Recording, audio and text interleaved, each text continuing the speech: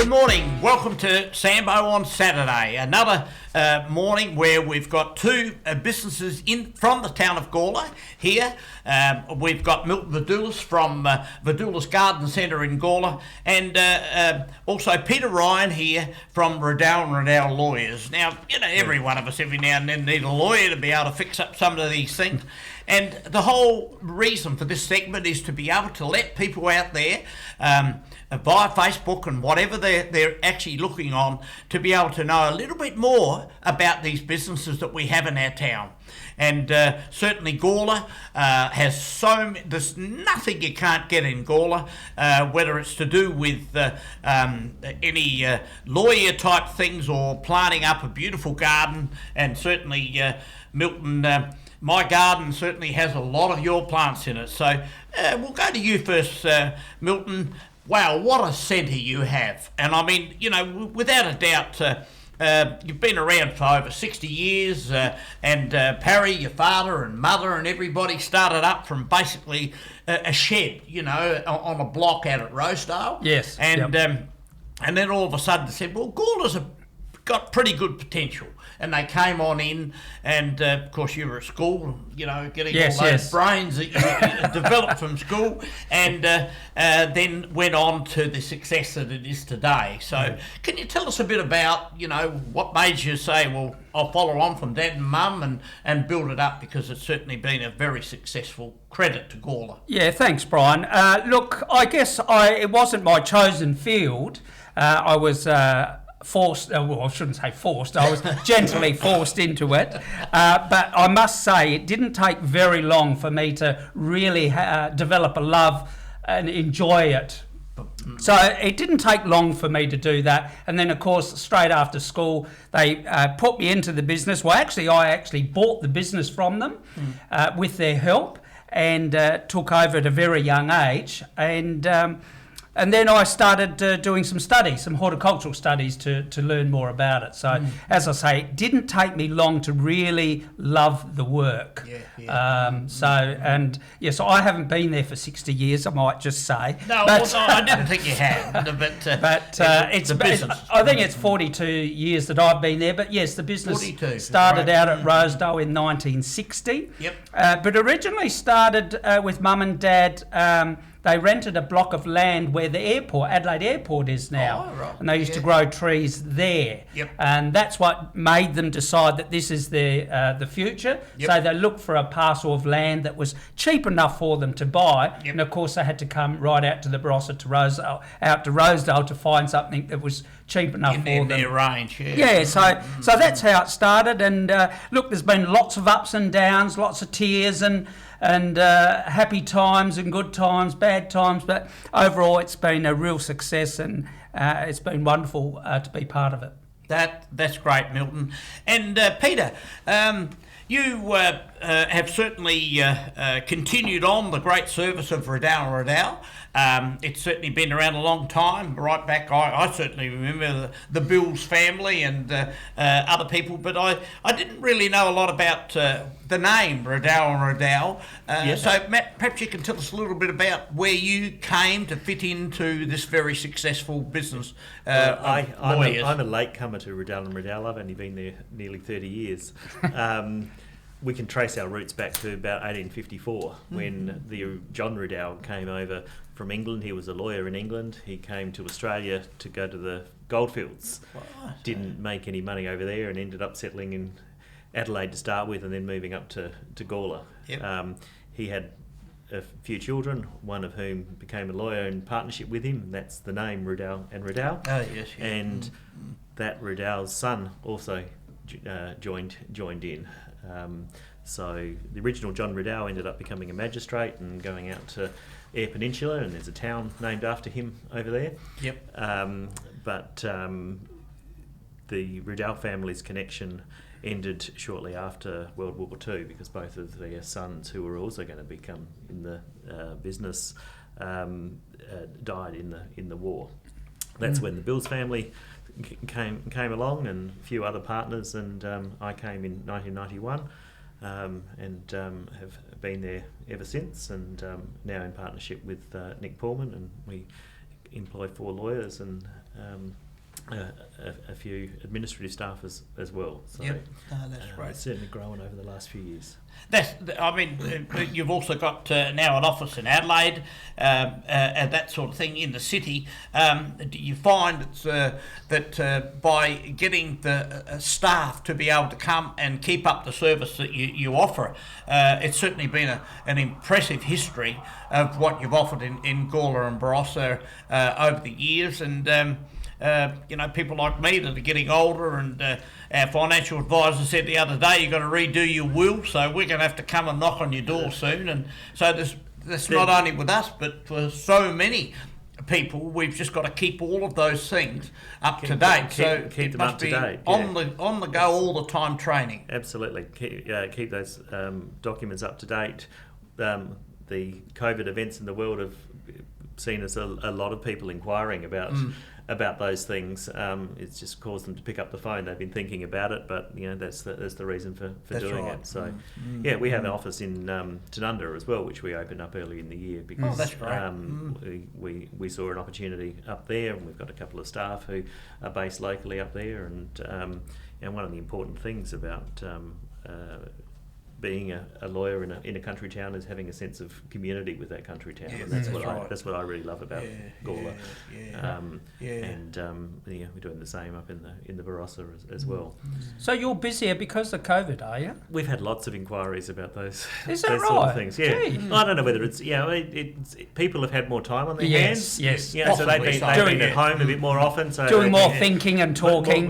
Talking. Absolutely. Yeah. So they picked up the phone and said, "Oh, I haven't reviewed this for a long time. It's about time I did that." And for a good period of time, we were all operating and working from home, which worked well for most things. But being a lawyer, you do want to talk to other people in the office and bounce ideas around, and that's a little bit harder at home. But we cope pretty well dealing with that all electronically, meeting our clients either on the phone, or if they could manage the video conferencing, we'd encourage them to do that. That's right. We're back seeing them in the office again now, and some people prefer that. So whatever works for the clients is we're still doing. And Milton, with your business, certainly, as Peter said, people have had a lot more time on their hands to be able to just get out and pop on in. And have you noticed a change in the trend of the type of plants and that people are buying, and the type of advice they're looking for from you? Has that changed? Look, what we did find, we were fortunate enough to be a business that was allowed to operate for a start. And I think that gave us a great advantage because, as Peter said, people were sitting at home, looking around their garden, their homes. So it was almost normal that they wanted to do some renovating and tarting the garden up. But what we certainly found initially was a very big push on edibles, like fruit and veg, herb gardens. And I guess people have always wanted to grow their own veggies and never had the time or opportunity. So all of a sudden they're stuck at home with plenty of time, and they came out and in hordes. And there was a period of about 3 to 4 weeks where we couldn't supply enough veggies to the market. Wow. In fact, our seed stand, which is quite substantial, there wasn't a seed left on the stand. Now, I've never, ever seen that happen before. Panic buying of vegetable seeds. It was almost like, it was like wartime, they were thinking, oh gee, we better grow our own veggies, and I'm thinking, now, you can plant that seed, it's going to take you 3 months before you can eat it. By then, aren't you? That's right. But I think it was more than that. I think it was really a matter that they wanted to do something to keep them active and perhaps encourage the kids to do something in the garden with them. So it became very, very busy like that. What's happened since then, that's plateaued out and that's gone back to normal.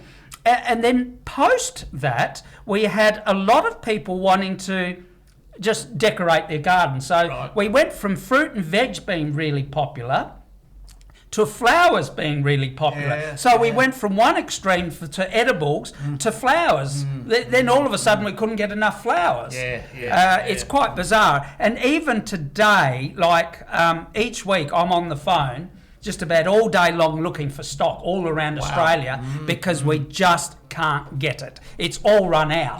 You know, and plants are the sort of product that aren't manufactured overnight. It's not like a nail where you put it, steel in a machine and you get 1,000 nails out a minute later. It takes years to grow a plant, and of course, all of these plants are in a system where you're going to grow 1,000 plants for that season. We've sold spring stock already, and it's winter. So we're not going to get stock until summer. It's quite an unusual position to be in. And as you say, you sold all the seeds hanging on the racks and everything there. But it probably also did the people that bought those a sense of value, because they can then plant them and watch them grow, because this period of time that we've been through, it certainly has been very, very negative and everything, and you certainly brought joy back into people by buying that. And talking about joy, I mean, I always remember Joy Noble at your place there, along with Joy and other staff, so dedicated. Like when you went in, I think for a while there everybody wanted to see Milton, because Milton was the one that was going to tell us how to grow. And with training your staff, you actually trained it to the point where they didn't have to come in and ask for Milton. They could ask for Joy or Lee or Tim. Brad, that's right. And everybody. And I think that was one thing that really stood out with me, because my wife has a problem. She likes to go there for a coffee and a scone. So, that's not a problem, Brian. No, I know. But I mean, if I'm in the bad books, I know how to get out of it. So, but I think the big thing is staff are so important. As Peter said, it is. Look, Brian, your team is the most important factor. You can't run a business. We employ 30 people. I can't be the only one that people want to talk to. My head's going to explode. So it's really important to have a great team, which we do have, and then people can feel comfortable talking to those guys about their garden. That's for sure. And as Peter's got a great team, I've used their services many times. Sometimes I would have preferred not to have to use their service, but they've always been excellent. Always done a great job, and so is their team. You walk in there, you're greeted. It's all very, very professional. And Peter, what areas of your firm has wanted to grow, and you've actually made it grow with the changing trend of our world today that we live in, and so forth? Has there been many changes that you've headed? Well, I guess our firm's been around forever, and wills and estates are a big part of our team. So we'll help you make that process as easy as possible. Family law is a big growth area. We've got 3 solicitors that do a lot of family law, disputes, business transactions, leases, property conveyances, all of that sort of thing is what we do. You don't set out to say, want to grow this particular area of law. I want more people to get divorced or something like that. But what you do is you do a good job, and people will remember that. And the majority of our work comes from people coming back for a slightly different problem to what they had before, or because they've told somebody to go and see Rudall and Rudall, because they helped me out. Is there? What do you see as the future? Is there something that you see coming on that people are going to want more and more of? I don't know. The Law Society started up a space law committee. Now, I don't think that's something we're going to get into. Space law. Space law committee. And that's probably not something we're going to get involved in. But is that this sort of space or outer space? Outer space, because of the space industry that's coming to Australia. But I see can keep doing what we're doing, do it well. I try and get people in early so that we can avoid a potentially big dispute and a big costly dispute later, and get people to talk to each other if they do see the world from different ways, and try and sort it out early. If you want the courts to sort it out, you'll spend a lot of money and probably not get the result you want anyway. So that's what we concentrate on. Try and find a resolution that is fair.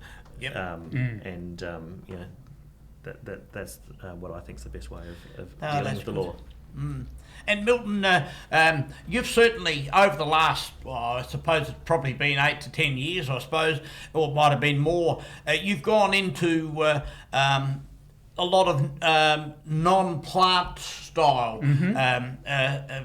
gear that you sell with the outdoor settings and the barbecues and all that sort of thing. Yep. You know, what are some of those interesting things that you've found that have been a real winner in your business to add to what you've got? Well, first of all, we looked at several different things. I travelled overseas and saw what garden centres were doing in Europe and in America, and these were the trends over there. So when I came back, I thought we needed to branch out, because what we had in our business is 2 main planting times, in spring and in autumn. So our business model had this big W in it, so we had to take those troughs out of it. So that's what we looked at, but it became more evident to us that we needed to do something when the drought came in, because plants, no one was planting plants, so you know, our business was going downhill. So we needed to have these other categories in. So the big winners for us have been our cafe.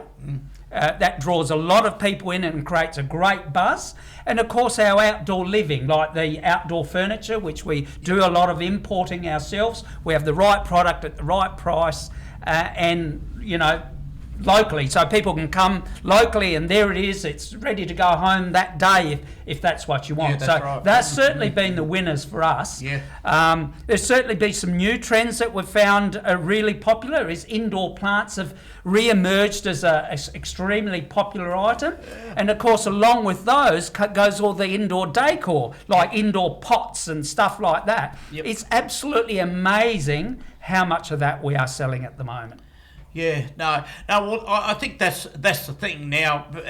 The one-stop shop is the sort of thing. It's coming into this morning. I went into one of our 6 service stations in the town, and we cater for over 80,000 people a day in this community. So when people come here, they need fuel to go. And on the run that I went to this morning, I thought to myself, well, gee whiz, have a look what they got in here. It was like a mini supermarket. Oh, it is. So everybody's going that way. And I suppose, Peter, also we were saying about what way things are changing.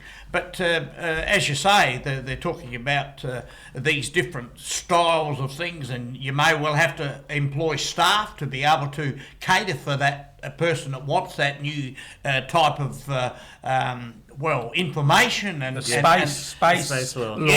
And so forth. But what are some of the different cases that you've been finding in recent times that have popped up and you've thought to yourself, it's always gee whiz? difficult to talk about specific cases because they're confidential. Oh, exactly. So it's that's a really hard question for me to answer. Particularly in a community like Gawler, where if I start talking about someone will recognise. That's right. Someone will recognise that. It was a local garden centre that was having trouble. That's right. Something like that. So I really don't want to get into specifics about any cases. We do a lot of different things, and some of it's interesting, some of it's more routine, but it's all just as important. And I think, I can't really single out anybody and say I'm going to talk about this case. No, that's right. Yeah, and Milton, I think probably people come on in, and if they can get to you and one of your staff, it can give them ideas of how to plant them and so forth. But what would be the biggest mistake that people make when they're coming in and buying plants? I mean, I love the the Flinders Ranges wattles and all of those things, and you told pepper trees, I love them, but you say they're really a noxious weed or whatever. But the Sturt Desert Pea, now what a flower that is, yes, gorgeous, as our national emblem and so forth. But what sort of mistakes do people make when they come in and buy that and go to the counter and say, well, I'm going to grow this, and then it dies the next day or something? Well, it's nothing to do with you. It's a really good question, because it's something I try to educate people with all the time, and it's not an easy thing to do. No. The problem with people, the biggest mistake, that people make is they see something that they want whether it's been here in Australia or overseas, and they want to create that in their garden, and it might not work because it's the wrong environment and the wrong climate. So that's the biggest mistake people make. You have to get the right plant for the right situation. So advice is the best recommendation I can make. Just ask, will this grow in Gawler? I want it to grow 10 foot high or 3 metres. Is that what it's going to do here? I saw it growing in Queensland and it was doing really well. Will it grow here? All those sorts of things. I have it every day, Brian, where someone has seen a photo. Here we go, I want this tropical garden in Gawler. Can I grow it? Some of them that may be able to grow, but most of the time, don't try to grow something that's too hard to grow. It's much easier to get something that's going to grow in your environment with lots of with less care. That's the biggest mistake. And certainly one of our streets in Gawler, 19th Street, that runs down to the railway station, the Queensland Bohemia. When they're out in full flower. Gorgeous, aren't they? Oh, absolutely fantastic. So, whoever came up with the idea of having that as a gateway to our railway station, and of course, the railway is a direct line from people from the Barossa Valley and from to Adelaide. To Adelaide every day and so forth. And Peter, you're not only in your leisure time, you're very much involved with music, with the Gawler Town Band and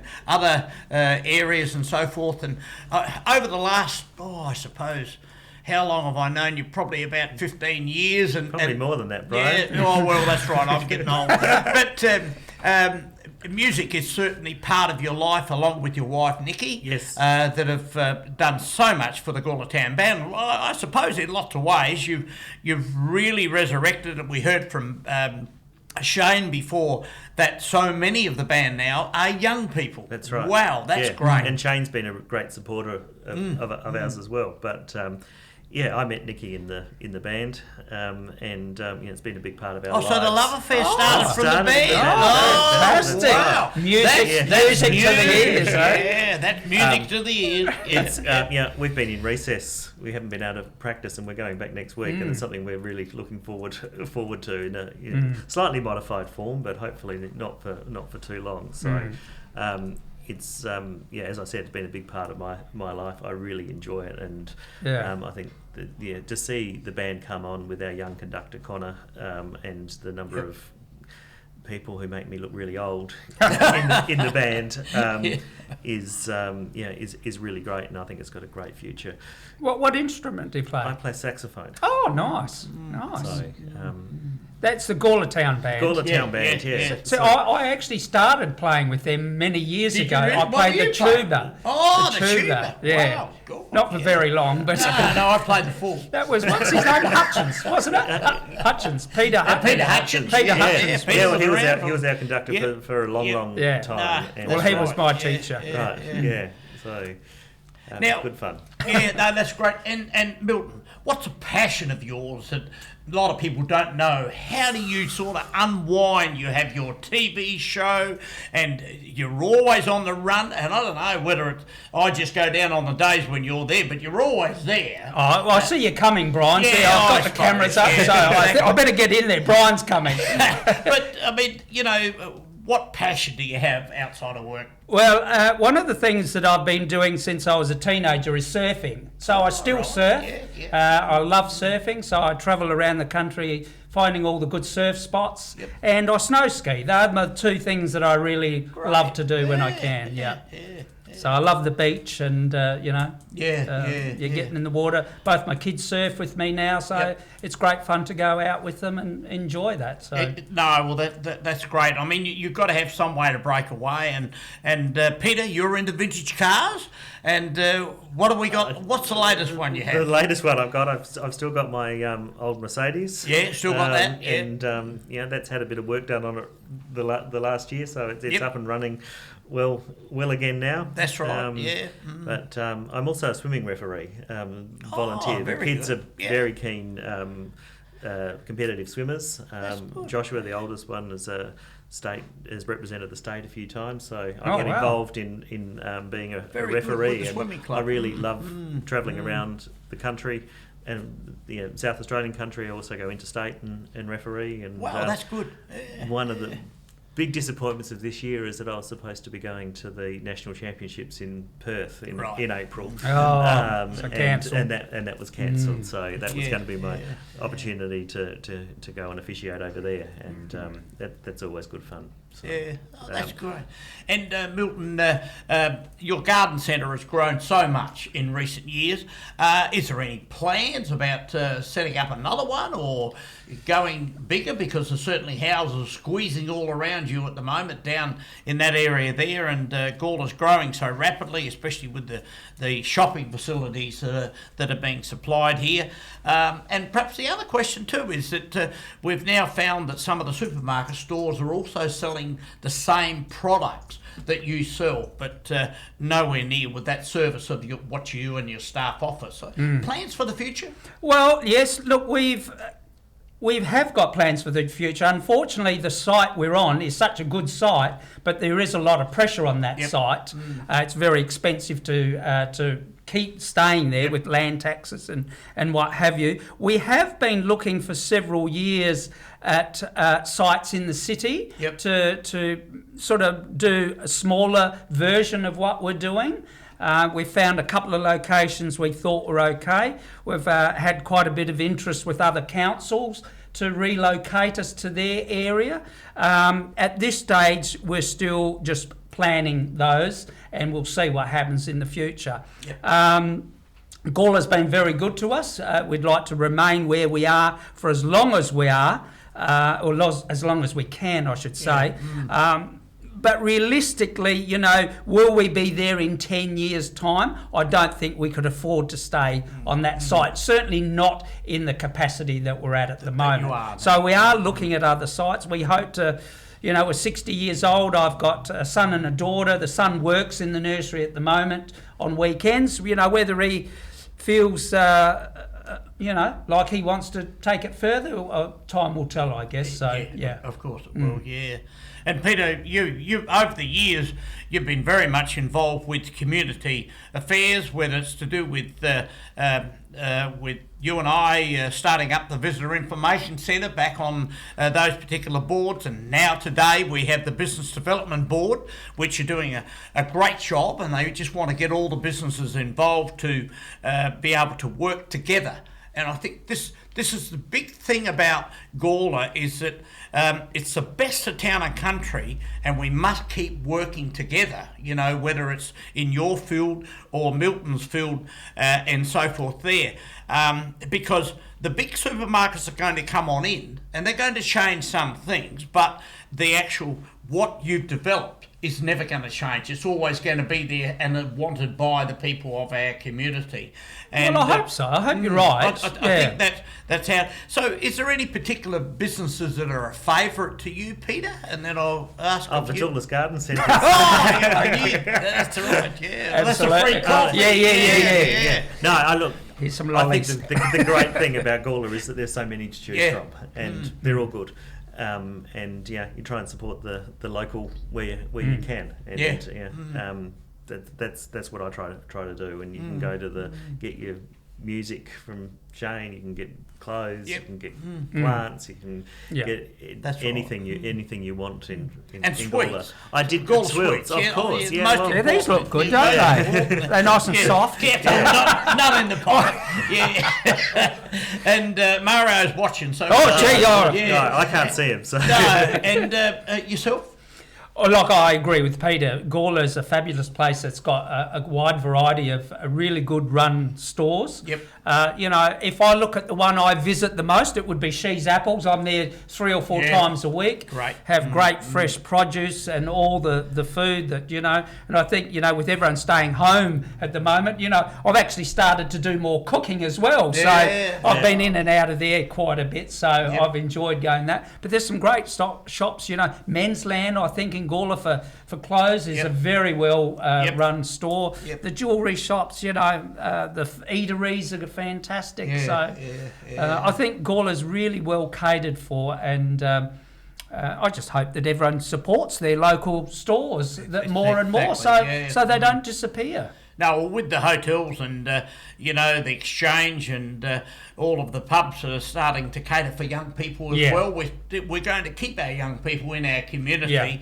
and with businesses like you to operate along with your staff. And I think that's the big thing, is that I haven't heard of too many people actually losing their jobs in this period of time in Gawler. So it's been great that people like yourself as the employers have actually tried every way you can to be able to keep employment going, because without employment there can be many problems. So I want to thank you both today for coming in and having a chat to us, and so many people out there that see this hopefully will be able to come and say if they've got a problem to do with a lawyer or somebody ran over their dog or whatever, they can go to Peter and Rudall and certainly enjoy a beautiful coffee and the advice of great plants that you sell down there at Vadoulis Garden Centre. So thank you very, very much. My pleasure. Thank you. Yeah. Thanks, Peter.